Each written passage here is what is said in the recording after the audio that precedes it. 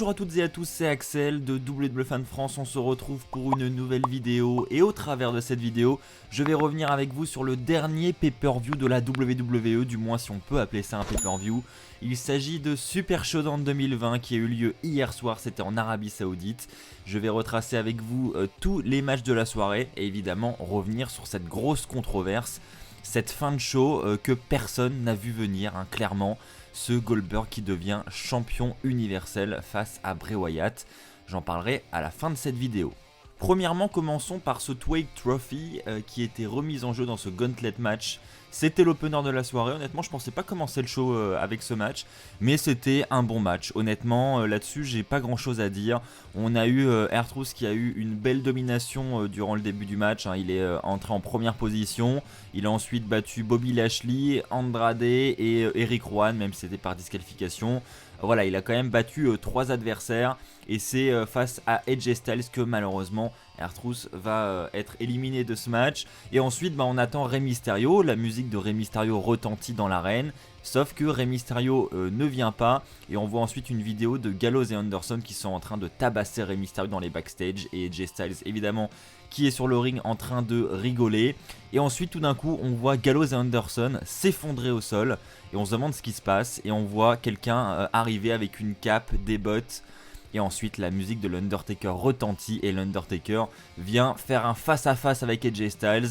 Il vient lui asséner un chokeslam, victoire sur AJ Styles et on a au final l'Undertaker qui remporte ce trophée. Je pense que personne ne l'a vu venir. Alors je parle évidemment de la victoire de l'Undertaker parce que la rivalité AJ Styles-Undertaker, elle était ultra prévisible. On en entend parler depuis maintenant de nombreuses semaines, donc clairement on s'y attendait, on savait en plus que l'Undertaker était là, donc on savait qu'il allait arriver à un moment donné dans ce match, mais honnêtement j'aurais vraiment pensé que l'Undertaker allait arriver après le match, mais je n'aurais pas pensé une seule seconde que l'Undertaker allait pouvoir ressortir vainqueur de ce Gauntlet match et qu'il allait pouvoir entrer en tant que participant. Et puis au-delà de ça, un truc qui m'a un petit peu dérangé aussi, c'était peut-être la victoire sur AJ Styles avec un simple chokeslam. Voilà, j'aurais bien aimé un tombstone ou quelque chose de plus imposant, parce que là, si AJ Styles perd sur un chokeslam, voilà, la crédibilité pour la suite de la rivalité qui va nous mener à WrestleMania, c'est moyen quand même. Donc voilà, un peu déçu aussi de cette fin de match, mais c'était assez bien raconté. J'ai bien aimé la manière dont ils nous ont apporté l'Undertaker en backstage avec le petit segment où on voit juste les bottes, etc., où on voit Gallows Anderson s'effondrer. C'était vraiment cool à regarder. J'ai passé un bon moment durant ce premier match. Le second bon point de cette soirée, c'est évidemment la victoire de The Miz et John Morrison qui ont battu le New Day pour devenir champions par équipe de SmackDown. 11 ans après leur dernier règne, ils remettent les mains sur ces ceintures et ça fait ultra plaisir de revoir ce duo en tant que champion. J'ai hâte de voir ce que ça va donner, surtout durant cette route vers WrestleMania. Il y a vraiment moyen d'avoir de bons programmes du côté de la division par équipe de SmackDown. Donc on a eu un bon match, un match classique, j'ai envie de dire, rien d'exceptionnel non plus, mais ce qu'on retient surtout c'est cette victoire de Miz et Morrison et ça fait extrêmement plaisir. Ensuite nous avons Angel Garza qui a battu Humberto Carrillo, donc là honnêtement j'ai pas grand chose à dire.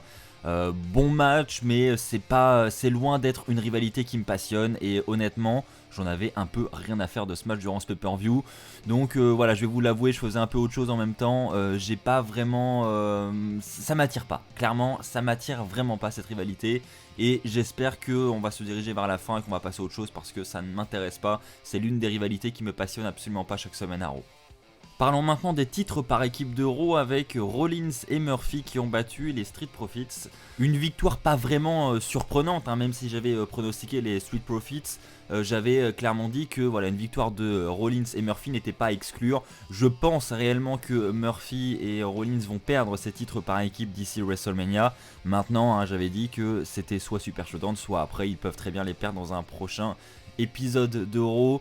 Clairement, c'était l'un des matchs de la carte où il y avait le plus de suspense. Les deux équipes pouvaient potentiellement gagner. Donc ça a amené beaucoup de suspense jusqu'à la fin, jusqu'au dernier moment. Honnêtement, moi j'ai cru à la victoire des Street Profits jusqu'au dernier moment. Donc ça nous a vraiment amené un bon match, un match sympa à regarder. Donc un point positif pour ce match. Ensuite, Mansoor contre Dolph Ziggler avec, à la surprise générale, la victoire de Mansoor. Non, enfin je veux dire, ce genre de match, c'est clairement le match inutile, en tout cas pour nous, hein, parce que je sais très bien que les gens qui sont présents dans l'arène sont heureux de voir Mansoor et sont heureux de le voir gagner à chaque fois. Mais pour nous, à chaque fois, on va pas se mentir, c'est le match prévisible de la soirée, le match dont on n'en a absolument rien à faire, parce qu'on sait très bien que à la fin, le résultat, c'est Mansoor qui va gagner, suivi de son petit speech dans le milieu du ring. Voilà, c'est la même chose à chaque fois. La streak de Mansoor est donc intacte. Il est à combien? 4 victoires là, je crois, hein, depuis le début. Donc c'est clairement le match à oublier de cette soirée. Et puis ce qui est marrant avec Mansoor, c'est qu'on le voit uniquement durant les shows en Arabie Saoudite, hein. Vous aurez remarqué, une fois qu'il a fait son petit match durant son show en Arabie Saoudite, il disparaît des écrans de la WWE. On ne le voit plus dans l'année. Donc clairement, voilà, c'est... ça prouve quand même que, mis à part pour ce show événement qui a lieu en Arabie Saoudite tous les ans, bah Mansoor, voilà, sa carrière à la WWE, les officiels, bah ils s'en fichent un peu, hein. Ah, passons désormais à ce match entre Brock Lesnar et Ricochet pour le titre de la WWE. On l'avait tous prédit, je pense, hein. On s'attendait tous à ce squash, clairement. Alors les pronostics, c'était plutôt, est-ce que le match va durer plus d'une minute, moins d'une minute, quelques secondes, moins de 5 minutes, enfin voilà. Les pronostics étaient plus sur la durée du match que sur le vainqueur, clairement. Donc vous avez tous eu le bon pronostic, je pense, hein. Brock Lesnar a bel et bien remporté ce match et a donc conservé son titre de la WWE. Donc cette fois-ci c'est officiel et officiellement officiel, j'ai envie de dire. Il affrontera Drew McIntyre à WrestleMania 36. Et donc il a battu Ricochet en 1 minute 30. Donc bravo à ceux qui avaient pronostiqué un match de 1 minute 30, hein. Vous êtes clairement les meilleurs, vous méritez toutes les ceintures. Brock Lesnar, Ricochet, ce match inutile également de la soirée, ce match qui était tellement prévisible parce qu'il n'y avait absolument pas de rivalité en place, hein, clairement. Dès que Lesnar et Heyman étaient à Raw chaque semaine, c'était pour promouvoir le match à WrestleMania et celui de Super Showdown était clairement mis de côté. Même si on évoquait rapidement le nom du show, on n'en parlait pas plus que ça. Ricochet, lui... Voilà, on savait même pas qu'il avait un match pour le titre, hein, limite. Donc c'était clairement la rivalité bâclée, le match bâclé. Encore un match d'inutile pour ce Super Showdown 2020. Maintenant passons à Roman Reigns contre King Corbin, c'est normalement le dernier match de cette rivalité, on l'espère tous en tout cas. C'était un Steel Cage match, donc c'était sympa parce qu'il y avait la stipulation, heureusement, parce que sinon ça aurait été du vu et du revu. Là on a eu le droit à des petits spots liés à la cage, hein, des spots sympas, donc où ils se retrouvent en haut de la cage tous les deux, où on a King Corbin qui va essayer d'asséner un coup de poing avec la chaîne sur Roman Reigns. Au final ça va se retourner contre lui, et donc on aura la victoire de Roman Reigns après 12 minutes 50 de combat. Donc un match honnêtement sympathique à regarder, sans plus, hein, mais ça se regardait et voilà, c'était un bon petit match quand même. Passons maintenant au match entre Bayley et Naomi pour le titre féminin de SmackDown. On précise que c'était la première fois qu'un titre de la WWE côté féminin était défendu en Arabie Saoudite. Il m'a manqué justement ce petit côté émotion, ce petit côté où voilà, on est en train d'écrire l'histoire, c'est quand même le premier match de championnat féminin. Voilà, contrairement au match entre Natalya et Lacey Evans où on avait eu vraiment un beau moment d'émotion après le match, là c'était vraiment sans plus, hein. On a eu le droit à une belle entrée de Naomi, un bon match entre les deux ensuite, hein. Bayley-Naomi, c'était un bon petit combat qui a duré pas mal de temps quand même, donc c'était sympa à regarder. Maintenant voilà, j'ai pas trouvé ça ouf, je suis un peu resté sur ma faim. Donc victoire de Bayley qui conserve son titre face à Naomi. J'ai pas trop compris cette fin de match d'ailleurs, pourquoi Bayley coince le pied de Naomi dans son t-shirt pour ensuite lui frapper la tête contre le sol. Voilà, je vois pas l'intérêt du coup, parce qu'elle aurait eu le pied détaché, en fait ça aurait été exactement la même chose. Voilà, j'ai pas trop compris ce petit segment final. Enfin bref, victoire de Bayley qui conserve donc son titre, et donc flou total, hein, pour WrestleMania. Quelle sera la challengeuse au titre de Bayley pour Mania? Je pense qu'on en saura un petit peu plus d'ici Elimination Chamber qui aura lieu, pas ce dimanche là, mais le dimanche suivant. Ah, on y arrive. Voilà, je pense que vous attendez tous ce moment, hein, tous ceux qui ont cliqué sur cette vidéo, c'est surtout pour m'entendre parler de ce match, je pense. Donc très clairement, pour ceux qui me suivent un petit peu sur Twitter, hein, vous avez vu un petit peu mes réactions. Je vais même pas parler du match, hein, parce que le match, voilà, on peut dire qu'il n'y en a pas eu, hein. 3 minutes de match, voilà, j'ai le temps sous les yeux, il a duré 3 minutes. C'était un match pour le titre universel entre Goldberg et The Fiend Bray Wyatt. The Fiend Bray Wyatt, un personnage qui est en construction depuis des mois et des mois, l'une des plus belles créations de la WWE depuis des années. Eh bien, ils viennent tout simplement de ruiner tout ce travail en 3 minutes pour un match face à Goldberg, puisque Goldberg est devenu notre nouveau champion universel. Alors, honnêtement, quand j'ai vu Goldberg faire son jackhammer, alors bon, déjà le jackhammer est horrible, on va pas se mentir. Mais quand l'arbitre fait le tomber, honnêtement j'étais en mode, bah il va se dégager quoi, The Fiend va se dégager, pourquoi il perdrait maintenant? Non, ça fait que 3 minutes que le match a commencé. Je m'attendais à ça pour le match, je m'attendais à des échanges de spears, des jackhammers, mais je m'attendais aussi à voir The Fiend qui se dégage à chaque fois, avec ses pouvoirs surnaturels, etc. quoi. Et là, jackhammer, le tombé, 1, 2, 3, 3? Ah bon? Comment? Non? Mais c'était pas prévu comme ça. Voilà, j'ai un peu bégayé, honnêtement, quand j'ai vu la fin du match. J'ai pas compris, j'ai mis un peu de temps à réaliser. Et encore ce matin, parce que j'ai attendu le lendemain matin pour faire la vidéo là, je ne comprends toujours pas comment on a pu prendre cette décision de faire perdre The Fiend déjà premièrement en quelques secondes, et puis de donner ce titre à Goldberg. Honnêtement, les réponses à ces questions du pourquoi ils ont fait ça, j'ai cherché un peu, j'ai cherché à comprendre, parce que franchement ça me paraît tellement improbable en fait.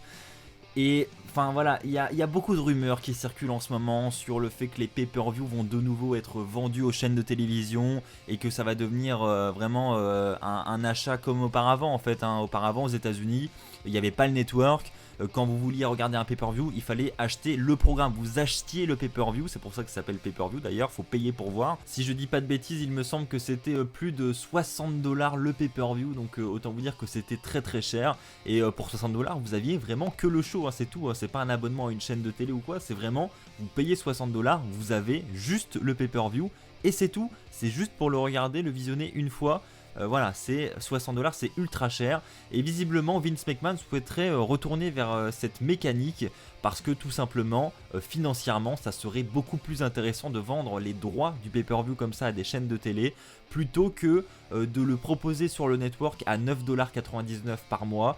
Et donc il semble que cette décision de donner le titre à Goldberg soit en lien justement avec cette nouvelle mécanique qui va se mettre en place, parce que Goldberg serait beaucoup plus vendeur à WrestleMania, avec Brock Lesnar en tant que champion WWE. Ça serait beaucoup plus vendeur que un The Fiend Bray Wyatt qui arrive en tant que champion universel à WrestleMania. J'ai lu plusieurs articles et il semblerait effectivement donc qu'il y a un lien entre la vente des pay-per-view et puis Goldberg en tant que champion universel.